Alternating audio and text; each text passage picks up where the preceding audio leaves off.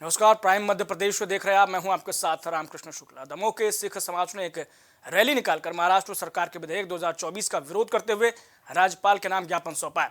और ज्ञापन में सिख समाज ने उल्लेख किया है कि उनके नांदेड़ साहिब में मौजूद ऐतिहासिक गुरुद्वारा को लेकर जो विधेयक 24 पारित किया गया है वो सभी उसका विरोध करते हैं। भारत में प्रत्येक धार्मिक स्थल को अपने अनुसार संचालन करने की आज़ादी है, लेकिन महाराष्ट्र सरकार ने यह कानून के खिलाफ जाकर विधेयक पारित कर गुरुद्वारा का संचालन अपने हाथ में लेने का प्रयास किया है, जिसका विरोध सिख समाज कर रहा है।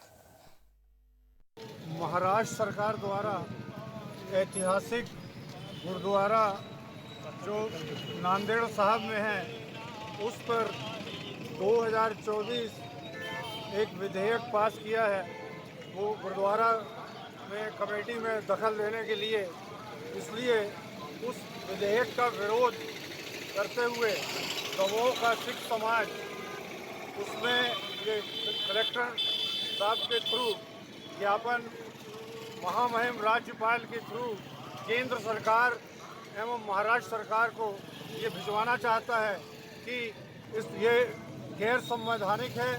संविधान के अनुसार किसी भी धर्म में धार्मिक स्थल पर किसी भी सरकार का दखल नहीं होना चाहिए।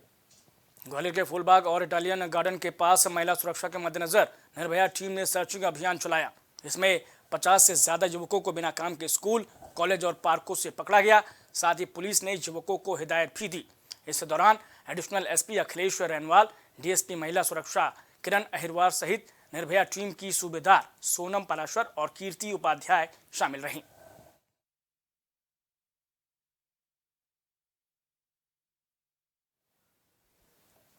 उधर नरसिंहपुर में पुलिस अधीक्षक अमित कुमार ने नवाचार करते हुए जिला मुख्यालय स्थित पुलिस कंट्रोल रूम में शिकायत निवारण शिविर का आयोजन किया।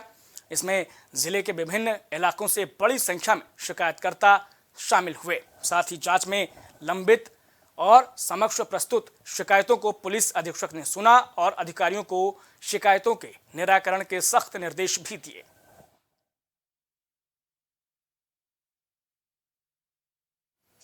बसंत पंचमी के दिन रहली के गुरुकुल सेंट्रल स्कूल की ओर से रैली के अटल सेतु के पास बच्चों का विद्यारंभ संस्कार किया गया, जिसमें बच्चों ने सनातन संस्कृति से जुड़ी मनमोहक प्रस्तुतियां पेश की। और कार्यक्रम का संचालन कर रहे अंकेश हजारी ने कहा कि गुरुकुल केवल स्कूल नहीं बल्कि बच्चों का वो शिक्षा का स्थान है जहां बच्चों को संस्कार के साथ देश की संस्कृति और तमाम गतिविधियों का ज्ञान दिया जाता है।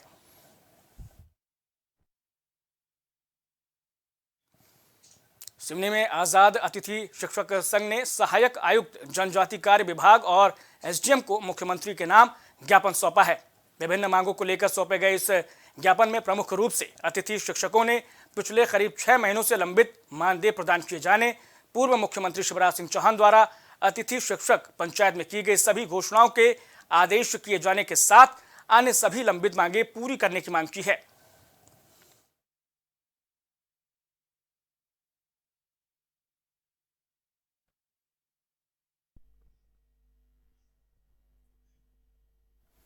उधर सिवनी जिले के केवलारी में अनोखा मंजर देखने को मिला, जहां एक दुल्हन शादी के दूसरे दिन विदाई होते ही अपने दूल्हे और बारात को लेकर एग्जाम देने कॉलेज पहुंची। दरअसल विवाह संपन्न होने के बाद दुल्हन की एमए प्रथम सेमेस्टर की परीक्षा शासकीय महाविद्यालय केवलारी में होनी थी, जिसे लेकर दुल्हन काफी परेशान थी और वो पेपर भी देना चाहती थी। जहां जैसे ही दुल्हन की शादी और दूसरे दिन एग्जाम होने की जानकारी महाविद्यालय को प्राप्त हुई तो इसके फौरन ही बाद महाविद्यालय के प्राचार्य ने दुल्हन और दूल्हे के परिजनों को समझाइश देते हुए दुल्हन को एग्जाम दिलाने की बात कही। कल सिवनी से बारात आई है, कल 12 तारीख को, जिसमें पता चला कि मेरे मैसेज का 13 तारीख को पेपर था। और हमने ये डिसाइड करा कि हमारा विदाई थोड़ा बाद में करा जाए और 13 तारीख को पहले पेपर दिलाया जाए, जिसमें मैं शिक्षक को थोड़ा बढ़ाकर देना चाहता हूँ और जिसमें और आप सब स्कूल शासकीय महाविद्यालय विद्यालय की लाड़ी, जिसमें सब सर लोगों ने हमारा सहयोग करे। मेरा नाम पूजा यादव है और मैं एमए फर्स्ट सेम की स्टूडेंट हूँ और कल शादी थी तो विवाह मतलब कि कल 12 फरवरी को हमारी शादी थी और आज हम लोग का पेपर था। तो मेरे परिवार में और मतलब कि बड़े बुजुर्गों ने, सभी लोगों ने और मेरे हस्बैंड ने मुझे पेपर दिलाने के लिए प्रोत्साहित किया। आज मेरे यहाँ से एमए प्रथम वर्ष की प्रथम सेमेस्टर की छात्रा कुमारी पूजा यादव की शादी थी। पूजा यादव की कल 12 फरवरी को शादी थी और आज विदा होनी थी। क्योंकि हमारे शिक्षकों ने मुझे ये बताया कि कल हमारे एक बिटिया की शादी है, तो हमने बच्ची को फ़ोन में दूरभाष द्वारा वो किया, संपर्क किया और कहा कि बेटा आप पहले परीक्षा दो, क्योंकि परीक्षा बहुत ज़रूरी है। और इधर आपने साल भर पढ़ा है और हम इसके लिए आपके मम्मी पापा, आपके पति देव और जो भी गार्जियंस हैं आपके, उनसे भी सलाह हमने उनको भी दिया और उन्होंने हमारी बात मानी। छिंदवाड़ा में मध्य प्रदेश का प्रसिद्ध महादेव मेले की शुरुआत होने जा रही है और उन व्यवस्थाओं का जायजा लेने के लिए एसडीएम नेहा सोनी ने सभी विभागों के प्रमुख अधिकारियों के साथ जुन्नारदेव विशाला पहली पारी मंदिर के शौचालय कंस्ट्रक्शन और परिसर का जायजा लिया। साथ ही मंदिर परिसर के पास बने हुए कुआं खुला होने के कारण बड़े हादसे को न्योता दे रहे हैं। इसके लिए एसडीएम ने सचिव को कुएं को लाल कपड़ा लगाकर कवर करने के लिए निर्देशित किया। हमारे यहाँ जुन्नारदेव में सांगाखेड़ा ग्राम पंचायत में एक प्रसिद्ध महादेव मेला लगता है, क्योंकि वो लंबी अवधि का होता है और दूर दराज से लोग आते हैं। इसी के लिए आवश्यक तैयारियों के लिए मैंने विभागीय अधिकारियों को पहले ही निर्देशित किया था और आज उन्हीं की तैयारियों का मैं निरीक्षण करने आई हूँ। जैसे पानी की शुद्धता हो गया, हमारे यहाँ कंस्ट्रक्शन वर्क हो गया, बिजली के तारों की मैं देखने आई हूँ कि किस तरीके से उन लोगों ने तैयारियां की है और उसी प्रकार हम पूरा रूट फॉलो करते हुए सांगाखेड़ा बड़ी भुवन तक जाएंगे और सभी की समीक्षा करेंगे। देवरी रायसेन में नगर परिषद देवरी के स्कूल बाल मंदिर हाई स्कूल में मातृ पितृ दिवस कार्यक्रम आयोजित किया गया। इसमें सभी बच्चों के साथ परिजनों ने भागीदारी ली और नगर के नागरिक भी उपस्थित रहे। इसका मुख्य उद्देश्य है बच्चों में अच्छे संस्कार आएं और बच्चे अपने माता पिता की सेवा करें, उनकी आज्ञा में चलें और जीवन में आगे सफलता पाएं। बच्चों का स्वास्थ्य अच्छा हो, बच्चों को भारतीय संस्कृति के बारे में पता चले और माता पिता का पूजन दिवस मनाएं। 14 फरवरी को बच्चे अपने माता पिता का पूजन करें। इसका मुख्य उद्देश्य ये है कि बच्चों में एक संस्कार डालना, माता पिता दिवस की पूजन करना। और वैसे आज 14 फरवरी माँ सरस्वती जी का प्रथम दिवस है और सभी को शुभकामनाएं। आपके चैनल को बहुत शुभकामनाएं। बहुत धन्यवाद। और मैं ये कहना चाहता हूँ कि हमारे जीवन में माता पिता दिवस का बहुत बड़ा योगदान है और हम ये चाहते हैं कि हमारे हर बच्चे में ये संस्कार आए कि वो अपने आज के दिन वो अपने माता पिता दिवस का पूजन करें। और हमने आज स्कूल में एक कार्यक्रम रखा था। हमारा उद्देश्य ये था कि सब बच्चों में ये माता पिता दिवस की पूजन हो और ये आगे भी वो अपने जीवन में ये कार्य करें। उधर ग्वालियर के सिटी सेंटर शरोल चौराहे पर 50 साल पुराने प्राचीन हनुमान मंदिर को नगर निगम द्वारा तोड़े जाने का भगवा हिंदू क्रांति दल का गुस्सा टूट पड़ा और नाराज लोगों ने कलेक्ट्रेट कार्यालय जाकर ज्ञापन सौंपा, जहां भगवा हिंदू क्रांति दल ने कहा कि 7 दिनों के अंदर अगर प्रशासन मंदिर की स्थापना दोबारा नहीं करवाता है तो उग्र आंदोलन होगा। मंदिर भी तोड़ा गया है।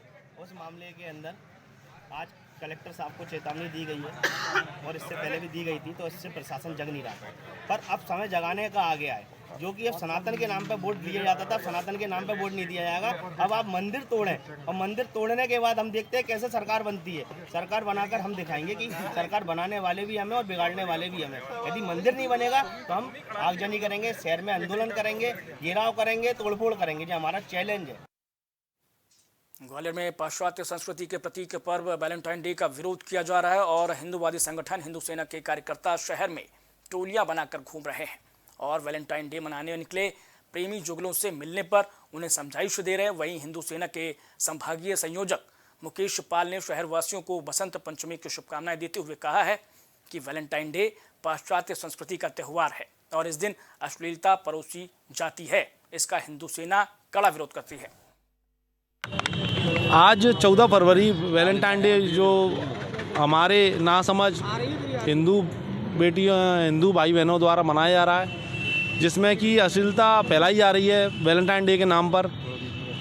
उसका हिंदू सेना कड़ा विरोध करती है। हर वर्ष हम 14 फरवरी वैलेंटाइन डे का विरोध करते हैं और जो बच्चे बच्चियां जहाँ भी सार्वजनिक स्थल पर घूमते हैं उनको हम समझाइश देते हैं कि बच्चों, आज के दिन हमको नहीं मनाना है, वैलेंटाइन डे का हम विरोध करते हैं, ये अपना त्यौहार नहीं है। ग्वालियर के MLB ग्राउंड में क्रिकेट खेलने के दौरान मामूली बात पर विवाद हो गया और विवाद में 4 खिलाड़ियों ने दूसरे पक्ष के खिलाड़ी को जमकर पीट डाला। इसके बाद कंपू पुलिस ने पीड़ित की शिकायत पर 3 नामजद सहित 4 लोगों के खिलाफ केस दर्ज किया है। क्रिकेट को लेकर के विवाद हुआ था, वीडियो सामने आया, क्या पूरा मामला? MLB कॉलेज में क्रिकेट की बात को लेकर कल विवाद हो गया था।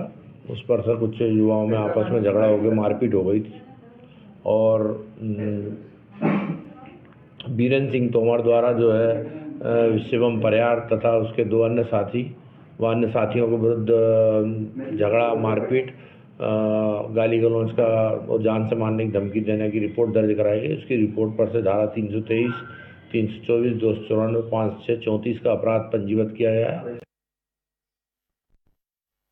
ग्वालियर के रामनगर गांव में भागवत सुनकर लौट रहे युवक को लूटने की कोशिश करने वाले एक बदमाश को लोगों ने पकड़कर पुलिस के हवाले कर दिया और झांसी रोड पुलिस ने आरोपी के पास से एक कट्टा, एक राइफल, कारतूस और 34,000 की नकदी बरामद की है। झांसी रोड थाने के एक गांव में रामनगर से मैं एक व्यक्ति सुरेश गुजर जो है वो भागवत सुन के आ रहा था, तो रास्ते में उसको अजय गुजर नाम का एक जो बदमाश है पिस्टल और कट्टा लिए था, उसको दिखाकर फायर भी करे, हवाई फायर करे और लूटने का प्रयास कर रहा था। तो उसके फायर की आवाज़ सुनकर आसपास के लोग इकट्ठे हो गए जो कथा भागवत से लौट रहे थे और उसको पकड़ लिया था और पकड़ के वो लोग पुलिस थाना झांसी रोड को सूचित किया। पुलिस तत्काल मौके पे पहुंची और सुरेश की रिपोर्ट पर से आरोपी अजय गुजर के विरुद्ध धारा 353, 398 का अपराध पंजीबद्ध किया गया और आरोपी के कब्जे से एक पिस्टल, एक 12 बोर की बंदूक और जिंदा राउंड बरामद किए गए। उधर दमोह जिले के देहात थाना इलाका अंतर्गत सागर नाका बाईपास के पास ट्रक और कार की टक्कर में कार चालक PTS सागर के IT रविंद्र व्यास गंभीर रूप से घायल हो गए। इन्हें पुलिस ने मदद की है और इलाज के लिए जिला अस्पताल दाखिल कराया गया है, जहां पर उनका इलाज जारी है। फिलहाल पुलिस मामले की जांच में जुटी हुई है। क्या घटना हुई है?